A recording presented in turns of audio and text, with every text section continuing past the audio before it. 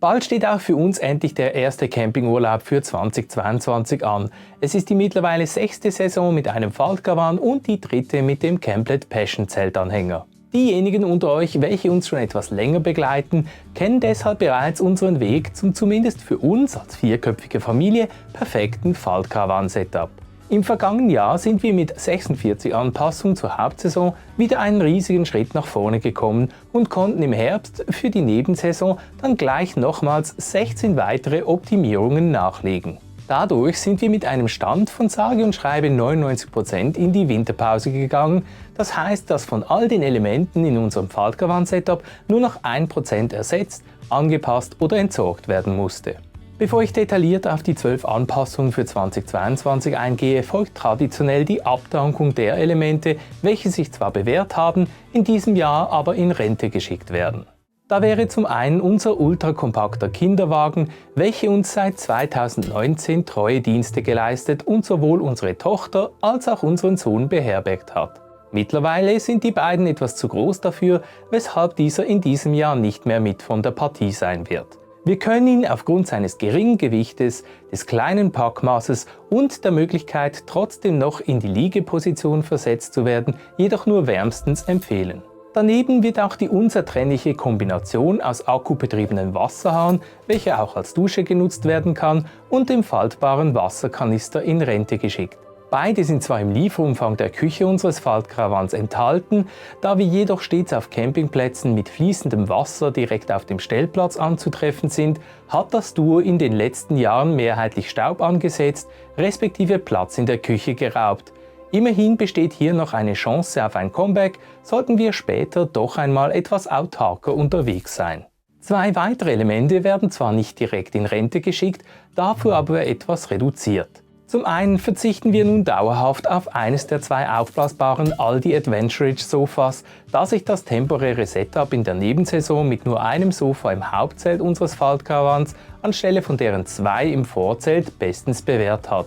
Denn dieses Jahr werden wir wohl auch im Sommer das Esszimmer unter statt neben dem Sonnendach aufbauen, wodurch schlichtweg kein Platz mehr für ein zweites Sofa im Innenraum übrig bleibt.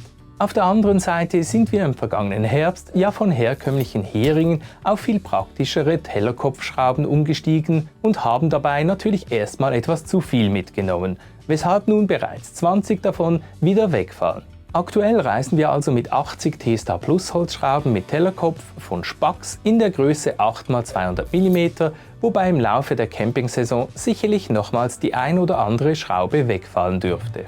Kommen wir nun also zu den insgesamt 8 Elementen, welche für dieses Jahr ersetzt wurden. Wobei einige von euch sich gewünscht haben, dass ich etwas mehr darauf eingehe, weshalb genau. Starten wir also gleich mit der mit Abstand schwierigsten Entscheidung, und zwar der Kühlbox. Bislang haben wir in der wärmeren Hauptsaison jeweils auf einen Mietkühlschrank gesetzt, was beispielsweise am Gardasee auf praktisch jedem Campingplatz problemlos möglich ist. Und in der kälteren Nebensaison kam unsere kleine Dometic Absorber Kühlbox zum Einsatz, welche wir damals zusammen mit unserem allerersten Faltcaravan angeschafft haben, da diese exakt in dessen ebenfalls sehr klein ausgefallene Deichselbox passte. Allerdings haben wir die Kühlbox auf der Fahrt mittlerweile lieber im Auto und bei Temperaturen über 30 Grad Celsius hat die komplett geräuschlose Absorberkühlbox leider ihre liebe Mühe, Essen und Getränke noch immer kühl halten zu können. Um uns künftig weder Sorgen über das Vorhandensein eines Mietkühlschrankes noch die Kühlleistung der Kühlbox machen zu müssen, sind wir nun auf eine Dometic CFX3 55 IM Kompressorkühlbox umgestiegen. Wer Falthaus bislang nicht auf Instagram folgt, fragt sich nun wahrscheinlich, was aus dem ursprünglich geplanten Modell 95DZ bzw. 75DZ geworden ist. In der Tat wollten wir eigentlich eine möglichst große 2-Zonen-Kompressorkühlbox. Bei der Evaluierung haben wir allerdings beide Dometic-Modelle aus Karton nachgebaut, um zu schauen, welche der beiden besser in den Kofferraum unseres Zugfahrzeuges passen würde. Die 95DZ passte wie erwartet nur quer, was zu viel Platz geraubt hätte, und bei der 75DZ fehlten aufgrund der Schräge der Rückbank leider rund 2 cm, um diese längs unterbringen zu können. Somit blieb nur das nächst kleinere Modell in der Form der 55, welche jedoch nur noch über einen einzigen Kühlraum verfügt. Allerdings gab es eben noch das Modell 55iM, wobei iM für Ice Maker steht. Sprich, noch ein kleines, bei Nichtnutzung sogar herausnehmbares Eisfach enthalten ist, in welchem notfalls auch etwas Flaches zum Gefrieren untergebracht werden könnte. Als nächstes folgt eine Herzensangelegenheit in Form unseres Bollerwagens, welcher sich in all den Campingjahren als unverzichtbar herausgestellt hat. Egal, ob damit gerade schlafende Kinder, Badeutensilien oder Einkäufe transportiert wurden. Nur leider sind im vergangenen Sommer nach 5 Jahren Dauereinsatz mit kleinen Kindern und unsorgfältigen Eltern die ersten Stangen gebrochen, weshalb wir diesen bei unserem Herbstabenteuer schmerzlich vermisst haben. Mittlerweile haben wir uns aber für einen Fuchstech-Bollerwagen mit der Bezeichnung CT700 als Nachfolger entschieden, da dieser neben einer besseren Dachkonstruktion unter anderem über Bremsen, eine verstellbare Lenkstange und einen Griff am Heck verfügt. Ganz davon abgesehen, dass dieser bei gleichem Gewicht über ein deutlich schlankeres Packmaß verfügt, was Platz im Kofferraum schafft, beispielsweise für die bereits vorhin erwähnte deutlich größere Kühlbox. An unserem bisherigen Eurotrail Pesche-Schrank gab es eigentlich nichts auszusetzen, außer dass es diesen leider nicht mehr zu kaufen gab und somit unsere absolute Schrankempfehlung niemandem mehr weiterhelfen konnte. Allerdings habe ich für diese Studioaufnahmen einen schönen Campingschrank gesucht und bin am Ende beim Pesche-Nachfolger in Form des Eurotrail Nova Forano Campingschrankes fündig geworden. Dieser hat meiner Frau und mir so gut gefallen, dass wir gleich nach dem ersten Aufbau wussten, dass dieser auch ins Wohnzimmer unseres Faltkarawans gehört, und da dieser überraschenderweise auch etwas leichter war als der Pesche, fiel uns der Entscheid zum Austausch ebenfalls leichter. Beim etwas älteren Belsol Live Vorratsschrank, welcher im Herbst auf Wunsch meiner Frau ein Comeback feiern durfte, war mir allerdings von Anfang an klar, dass dieser sofort ausgetauscht werden würde, falls sich dieser am Ende tatsächlich bewähren sollte. Denn farblich passte dieser überhaupt nicht mehr zu unserem Faltkarawan und dessen Inneneinrichtung. Und da uns der eben erst erwähnte neue Eurotrail Campingschrank derart gut gefiel, war die Entscheidung leicht, auch hier direkt auf dessen kleinen Bruder in Form des Eurotrail Nova Lucerna zu setzen, wodurch sämtliche noch stehenden Schränke nun wieder optisch aufeinander abgestimmt sind und zum Rest der Innenausstattung passen. Der ausziehbare Wasserschlauch von Kinzo war bereits unser zweiter ausziehbarer Wasserschlauch. Und als auch dieser im letzten Herbst nach nur 3 Jahren Gelegenheitseinsatz, wie schon das Modell eines anderen Herstellers zuvor, den Dienst versagte bzw. sich in seine Einzelteile zerlegte, war für mich der Fall klar, dass dessen Nachfolger nun ein richtiger Schlauch werden sollte, auch wenn dieser dann etwas mehr Platz und Gewicht raubt. Im Rahmen des Swiss Caravan Salon bin ich dann zufällig über die neue tragbare Schlauchtrommel von Brunner gestoßen, welche den Namen Aquafil trägt.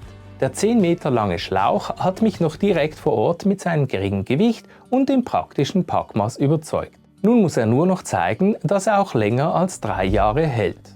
Der kleine und leichte Brunner Vorzeltbesen namens Spick konnte uns in Sachen Langlebigkeit nämlich auch nicht überzeugen, da dessen Borsten nach nur 2 Jahren bereits futsch waren.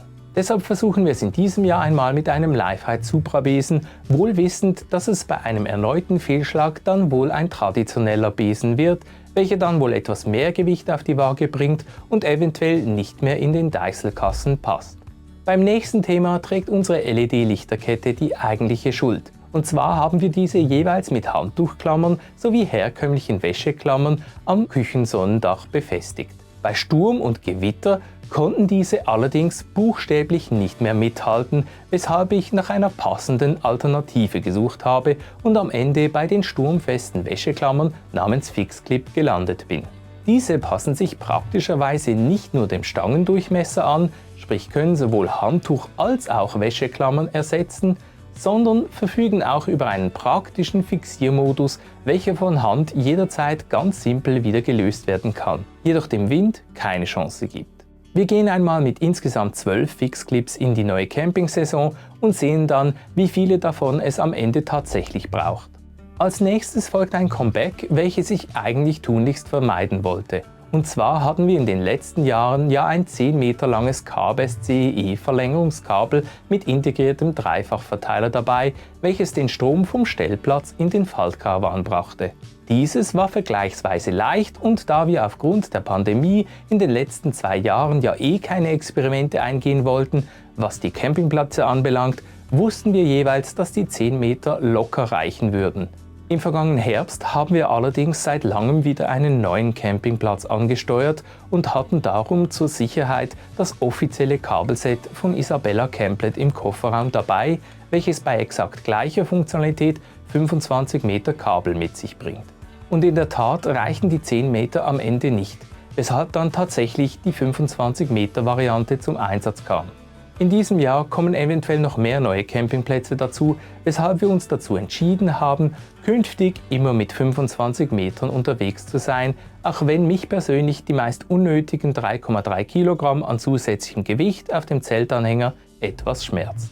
Damit wir das deutlich längere Kabel immerhin künftig besser bändigen können, habe ich mich gegen eine noch schwerere Kabelrolle entschieden und dafür neu auf einen Pro Plus Kabelbinder mit Griff speziell für CEE-Kabel gesetzt, welche das zusätzliche Gewicht des Kabelsets zumindest ein bisschen wieder ausgleicht.